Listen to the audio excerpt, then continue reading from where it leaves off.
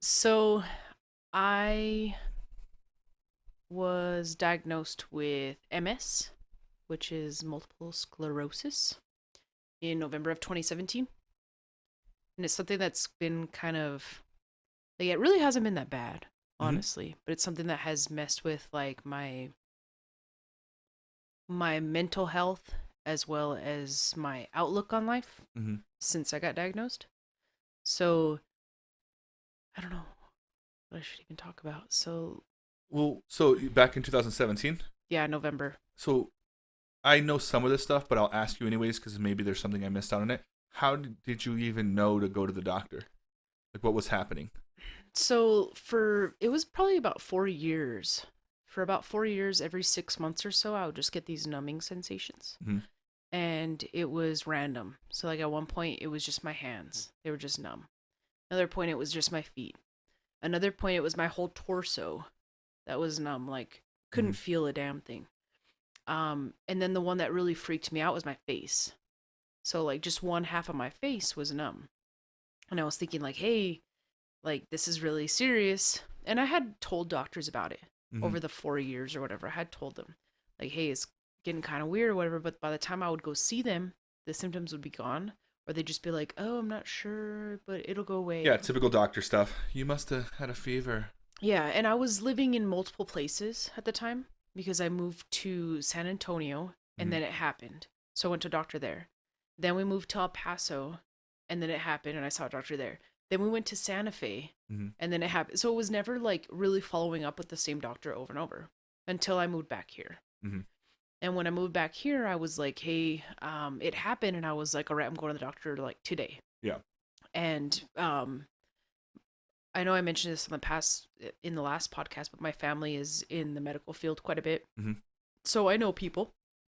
Like they work in the medical field. Yeah, my parents work in the medical field. My mom has a lot of doctors that she knows. And like, if you ask her right now, like, who do you recommend for this? She'll tell you. Yeah. So, one of her best friends is my primary care. And so I just call and they're like, no, she doesn't have anything for the next 6 weeks. And I'm like, this is Ricky Miller and I need to talk to her like now. Hmm. Like it's serious. And then when she heard that, she was like, okay, I'll like come on in. So I go in and she's like, what's going on? And I tell her and she's like, let's send you for an MRI. So at this point, like my lips were numb, my tongue was numb, half of my face was numb, my feet were tingly, like it was just kind of all over. And the thing about MS is that it never affects the same it two people the same way. It's always different. So I went in there, I got a MRI, and then I kind of just forgot about it. Hmm. And then weirdest damn thing, so being that my mom knows everybody, right? So my mom texts me and she's like, "Hey, meet me at the doctor's office at 4 o'clock." So I'm like, "Cool, whatever." And she's like, "We need to like meet with your doctor." Hmm. I'm like, "Whatever." Like my mom's just being overprotective. I get there and my mom's there, my dad's there. Hmm. And I'm like, "Okay, this is getting weird." It's like my dad doesn't really like my mom's pretty involved in everything, and my dad will show up if you ask him, but Hmm. he's not really the type to just like, I'm gonna go too, you know? Yeah. So they were both there, and I was like, all right, whatever. I checked in and I sat down, and I was like, didn't even ask. I don't think I wanted to know. Yeah. So I was like, this is weird. Then my wife comes walking in, and I'm like, okay, what the hell? Yeah. Why are you guys all here? Like, this is intervention? Like, I'm fine. Like, I haven't, like, I've been working out. I was eating really healthy at the time. Like, I'm doing really good. Like, what's going on? But I Yeah. still didn't ask. Like, I still didn't, I was just like, hey. And then they called me. And so we went back there, and then the doctor walked in, and she knew me since I was a kid. Since we first moved here, it was one of my mom's, not her first job here, but one of her first ones. So I was Hmm. probably like 13 when she met me, and she's crying. I'm like, what the fuck is going on right now? Yeah. Like not like bawling, but she was like, you could tell that You she could tell was she had like been. she was not comfortable with this conversation. And so she just like sat me down and she was just like, okay, like I think you have MS. I'm really worried about you. What we need to do is you need to go home, you need to get a bag. Like you need to go to the hospital. I already sent over your paperwork. You're going to get admitted tonight. this and that. And I was just like, what the hell's going on? And my mom was like, I don't know if she was crying or like looked like she was about to, which is weird because my mom doesn't like react that way for anything. Yeah. My dad was like, just kind of like, and then my wife was freaking out. She had no idea what it was. And she had just lost her uncle from ALS, which, if you know anything about the two, they have very similar symptoms. It's just Mm-hmm. that ALS progressively gets worse until you no longer can survive. And MS is kind of maybe the same, but a lot less rapid. Mm-hmm. So I got admitted. They had to do a bunch of tests. They had to do a spinal tap on me. Um, I was there for 5 days. And then ever since, it's just been kind of like I go to Phoenix now. I get So they confirmed that treatments. you had MS then. Yeah, so the spinal tap, it was pretty clear from the MRI that I did. Mm-hmm. And then the spinal tap was like if they saw these little bands, I don't know what they're called. Can't remember anymore. But if I had the bands, then it was like 100%. If I didn't, then they weren't too sure. Mm-hmm. Could be that or it could be something else. And then they checked my spinal fluid and then I did have the bands, so they were like 100%, you got it. So I was like, "All right. Now what?" And then they just got me in touch with a neurologist and Is it a neurological issue? Is that what it is? yeah, so it's in your brain. And sclerosis literally means hardening. Um, and it's the hardening of the myelin sheath, which is the protection around your nerves. So you have a bunch of nerves all throughout your body, but they originate in your head and in your spinal cord. Mm-hmm.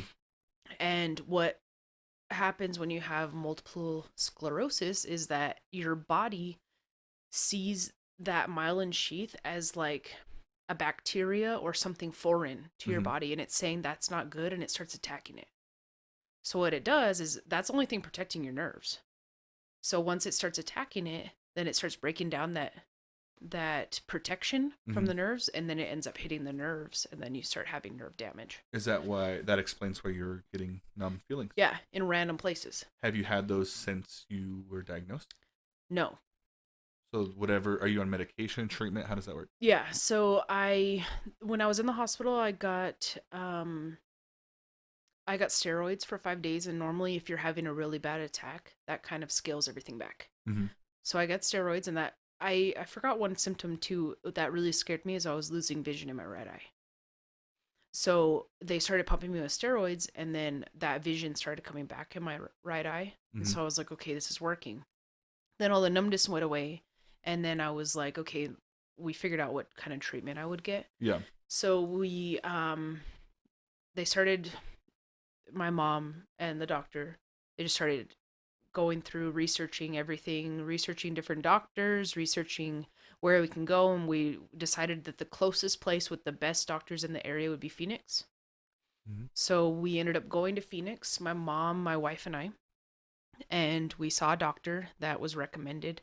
And she was like, "Yeah, I agree with your doctor that you do have MS, so let's treat it." Mm-hmm. And so it ended up being like, "Let's here's your options. Like this pill will do nothing. This infusion, you could get that, but it's gonna like make you feel really bad, and you don't know if it's gonna work. And then this pill's kind of in the middle, and it looks like yours is really regressive, but we don't really know yet because we just met you kind of thing. Yeah. So it was like, let's just try this." So we tried it. We tried the first pill that she gave us. Us.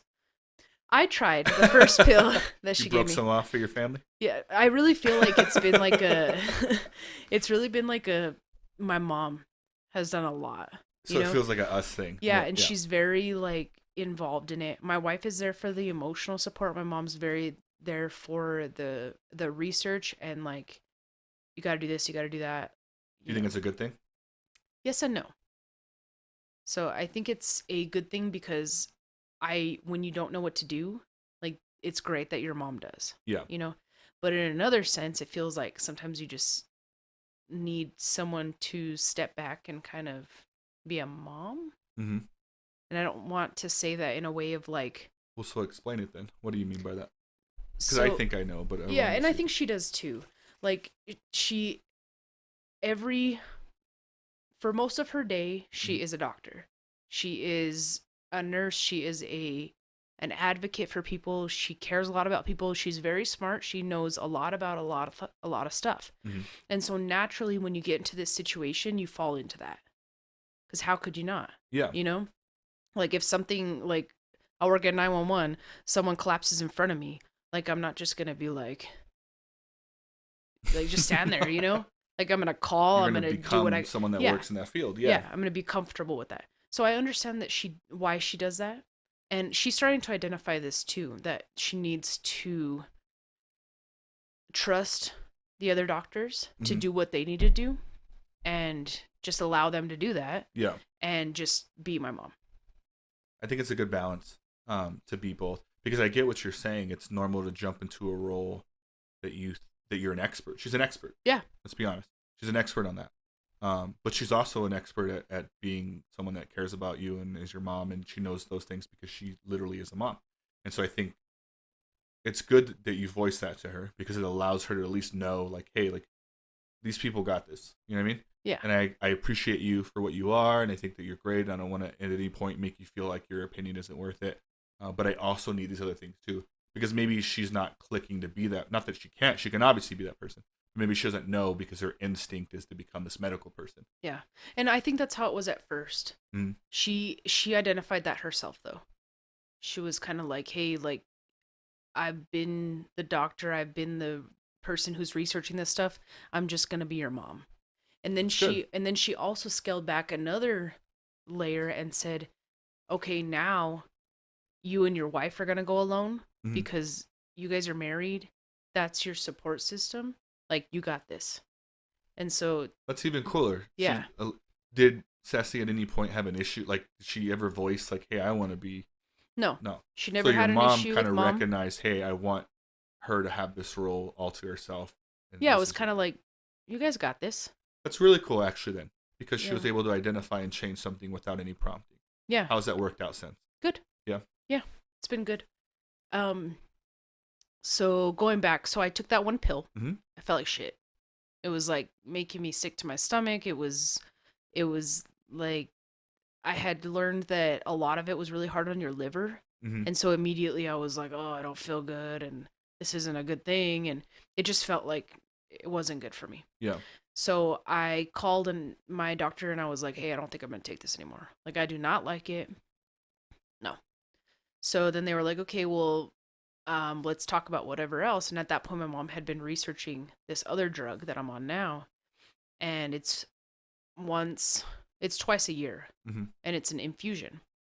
So you literally go, you sit like in a little chemo chair, you get like a whole banana bag of this medication, and you sit there probably, I think I'm there like 6 hours. Long time. Yeah. And most of it's like you got to take medication first and then wait for it to kick in. Then you got to get this banana bag, which takes like 4.5 hours. Then you got to sit there for an hour afterwards, make sure you don't have any reactions. Gotcha. And then after that, like I'm good. I'm good for a couple days. I feel kind of crappy for about a week afterwards. Mm-hmm. And then I'm back to my normal self. And you do that twice a year? Yeah. So my last one was last month in January. And then my next one is July. You do them here in town? I go to Phoenix every time. You have to go out there. Yeah. You had mentioned to me last time, or whenever I first saw you in the hospital, that you noticed some changes with your sleep too, right? You were sleeping during the day for a long Oh, period of yeah. time. Is that what it was? Yeah. What was that? I don't remember. Yeah, it was just I was really tired and I was having a hard time getting out of bed and yeah. That was one of the other things that you I noticed? feel like it was. I guess here's my It's hard question. to- How did your family know to get you there to the hospital? When you mentioned you got there, Ceci, your mom, like, what did they see to go like, hey, we need to get her there? No, I think my doctor texted my mom and was like, "I'm gonna break some news to Riki. I need you to be here." Got you. And how did she know, or what? Because she didn't. You had to get tested, but what made her go like, hey, I think you have MS? Was it based off what you were She saying? had the MRI results at that point. And what in the MRI popped out? So I've seen it, and it's literally like my brain, and you just see black spots like everywhere, and you And those shouldn't have that at spots all. are Those nerves? are the active areas where the nerves have been broken down. Yeah, so like they'll call them lesions, Mm-hmm.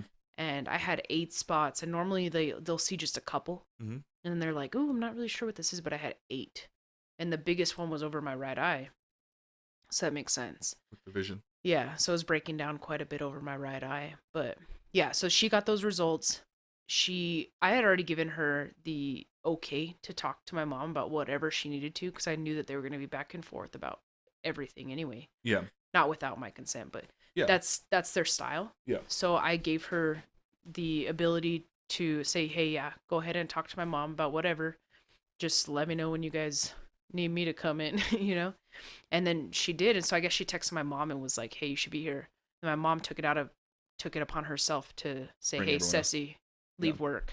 You got to come too." So it's kind of a good thing that you guys were all there then, huh? Yeah, sure. Yeah.